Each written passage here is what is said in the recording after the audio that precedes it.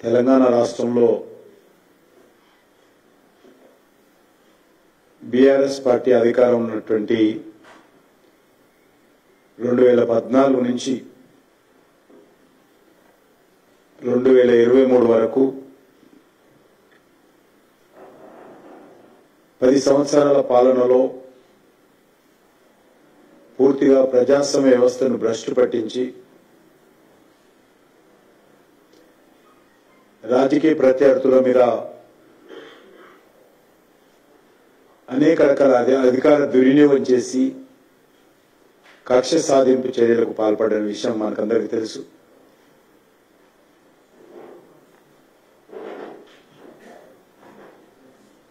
ఆ 10 సంవత్సరాలలో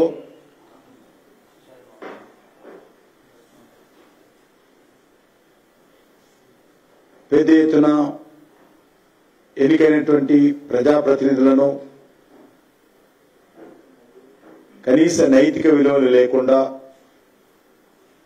పార్టీ ఫిరాయింపుల చట్టానికి తూట్లు పొడిచి ఏ రకంగా పార్టీ ఫిరాయింపులు చేసిందో మనం చూశాము. ఎందుకంటే గతంలో కాంగ్రెస్ పార్టీ అదేవిధంగా ప్రజాభిప్రాయాన్ని ప్రజాస్వామ్యాన్ని కాలరాచి ఒక పార్టీ మీద గెలిచినటువంటి ఎంపీలను ఎమ్మెల్యేలను పార్టీ ఫిరాయింపులకు ప్రోత్సహించి కనీసమైనటువంటి నైతిక బాధ్యత వహించకుండా రాజీనామాలు చేయకుండా పార్టీలో చేర్చుకొని మంత్రి పదవులు ఇచ్చినటువంటి పరిస్థితి ఈ రెండు పార్టీల యొక్క పాలనలో మనం చూశాం.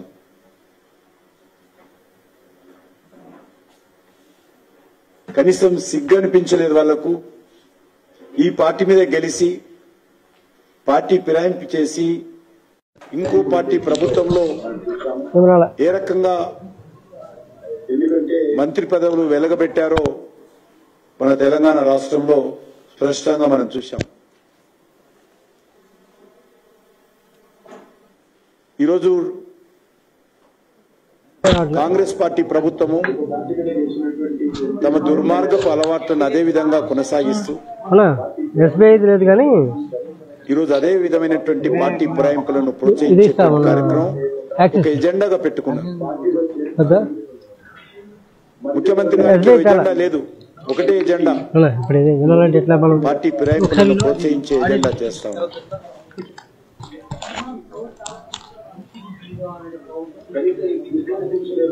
మళ్ళీ ఈరోజు మాజీ ముఖ్యమంత్రి గారు స్టేట్మెంట్ ఇస్తున్నారు.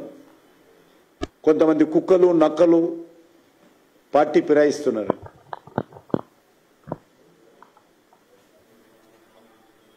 మరి అలాంటి కుక్కలు నక్కలను ఈరోజు ఎందుకు పెట్టుకున్నాడో పార్టీలో కేసీఆర్ గారు చెప్పాలి. అలాంటి వారికి టికెట్లు ఇచ్చి కుక్కలు నక్కలను ప్రజాప్రతినిధులుగా ఎందుకు గెలిపించారో కేసీఆర్ చెప్పాలి. ఎందుకంటే ఈ పార్టీలకు ప్రజలన్నా చాలా పవిత్రమైనటువంటి భావనతో ఓట్లు వేసేటువంటి ప్రజాస్వామ్యంలో ఇచ్చేటువంటి తీర్పన్నా ఈ రెండు పార్టీలకు విశ్వాసం లేదు. కేసీఆర్ రాదన్నాడు, ముఖ్యమంత్రి నా చెప్పుతో సమానమని, ఎడమకాలి చెప్పుతో సమానం అన్నాడు. అంటే వీళ్లకు ప్రజలు ఓట్లేసి గెలిపిస్తే ఏ రకంగా ప్రజాభిప్రాయాన్ని కాలరాచే విధంగా అవమానం చేసే విధంగా వ్యవహరిస్తా ఉన్నారో గతంలో కేసీఆర్ హయాంలో నేను కాంగ్రెస్ హయాంలో చాలా స్పష్టంగా చూస్తా ఉన్నాను. ఎమ్మెల్యేలకు రాజీనామాలు చేయకుండా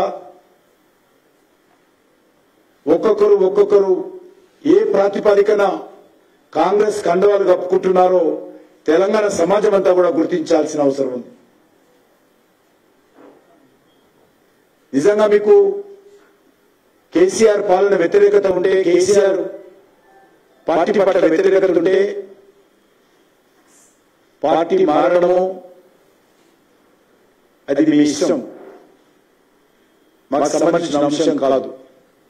కానీ ప్రజలు మీకు ఒక పార్టీ మీద ఓట్లేసినప్పుడు,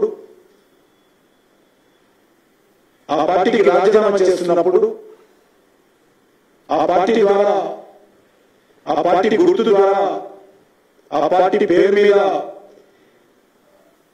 ప్రజాప్రతినిధిగా గెలిచినటువంటి మీరు రాజీనామాలు చేసి దమ్ము ధైర్యం ఉంటే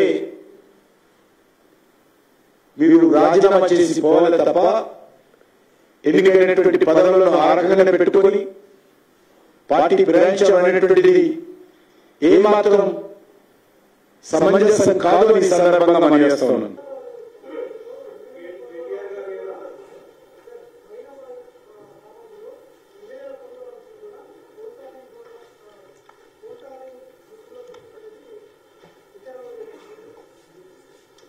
మునుగోడు ఎన్నికలకు ముందు కూడా ఆ ఎన్నికల్లో లబ్ధి పొందడం కోసం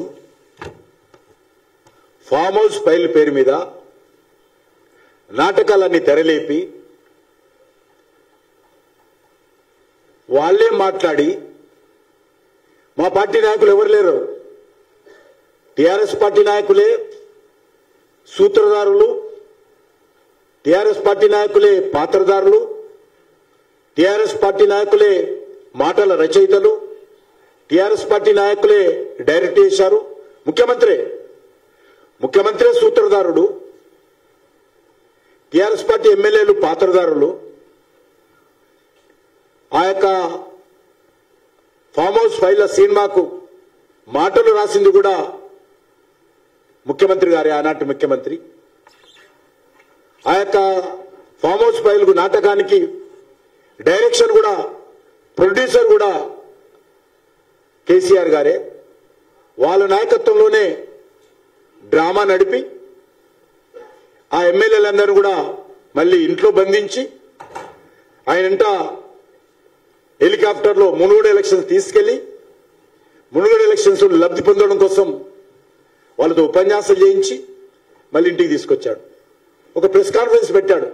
నేను అడుగుతా ఉన్నాను, ఏ ప్రాతిపాదికన మీరు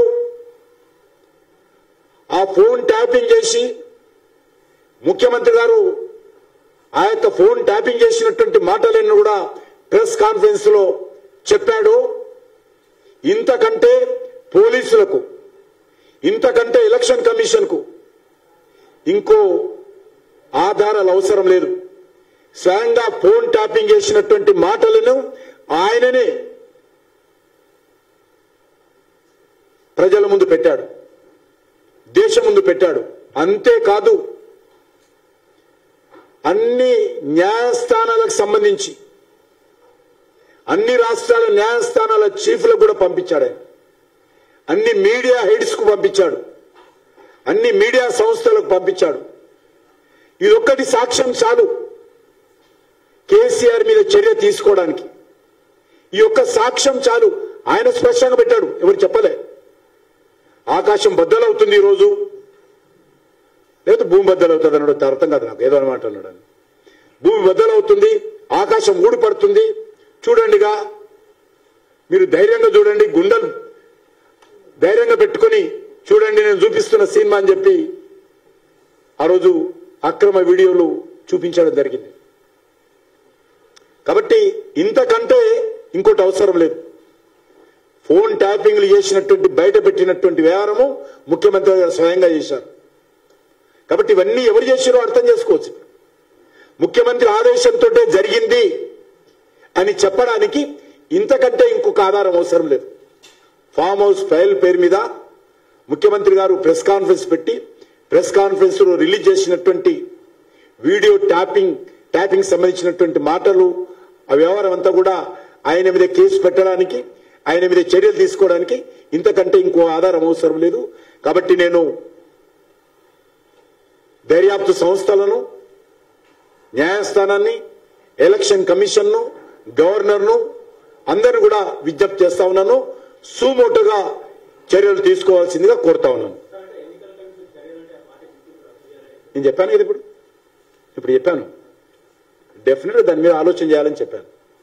అసలు బీఆర్ఎస్ పార్టీ రాజకీయ పార్టీగా వ్యవహరించేటువంటి అవకాశం ఉందా లేదా, రద్దు చేసే అవకాశం ఉంటే దాని మీద ఆలోచించాల్సిందిగా డిమాండ్ చేస్తాను.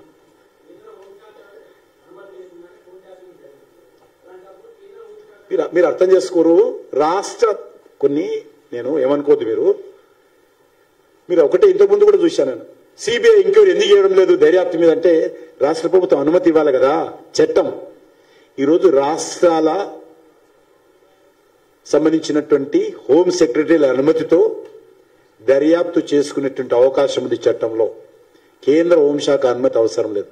ఇక్కడ రాష్ట్ర హోంశాఖకు ఇక్కడ ఉన్నటువంటి పోలీస్ అధికారులు మీ పేరు మీద లేకపోతే నా పేరు మీద ఏదన్నా అక్కడ అలా దర్యాప్తు చేయాలనుకుంటే పలానా వ్యక్తులు ఈ నేరాలు చేసినట్టు మాకు ఆధారాలు ఉన్నాయి, మాకు అనుమానాలు ఉన్నాయి, ఇంకా సమగ్రంగా మేము వీళ్ళ మీద వివరాలు సేకరించాల్సిన అవసరం ఉంది.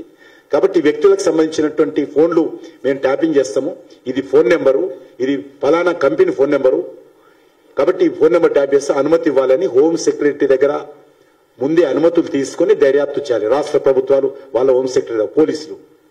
కాబట్టి ఎంతమంది ఫోన్ల మీద అనుమతులు తీసుకున్నారు, ఈ మూట, ఈ దొంగల మూట అనేది తేలాలి. ఎంతమంది అనుమతి తీసుకోకుండా దర్యాప్తు చేశారు, ఈ మూట దొంగల మూట అని తేలాలి. ఎంతమంది సంబంధించినటువంటి ప్రైవేట్ వ్యక్తుల జీవితాలలో తొంగి చూశారు, ఈ మూట అనేది తేలాలి. ఎన్ని కోట్ల రూపాయలు వసూలు చేశారు, ఈ దొంగల మూట తెలియాలి. దీనికి సంబంధించి ఉన్నత స్థాయి దర్యాప్తు జరపాలంటే ఇది మరింతగా దీనిపైన అన్ని సంస్థలు ఆలోచన చేయాలి. మేము కూడా దీనికి సంబంధించి సరైన సమయంలో స్పందిస్తాము.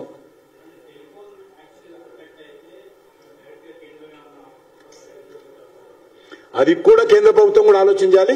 డెఫినెట్ గా అది కేంద్రానికి సంబంధించినటువంటి చట్టాలు కనుకొని నేను కూడా ఇది అవసరమైతే కేంద్ర ప్రభుత్వాన్ని కూడా రాష్ట్ర భారతీయ జనతా పార్టీ శాఖ ద్వారా మేము కేంద్ర ప్రభుత్వాన్ని కూడా విజ్ఞప్తి చేస్తాం.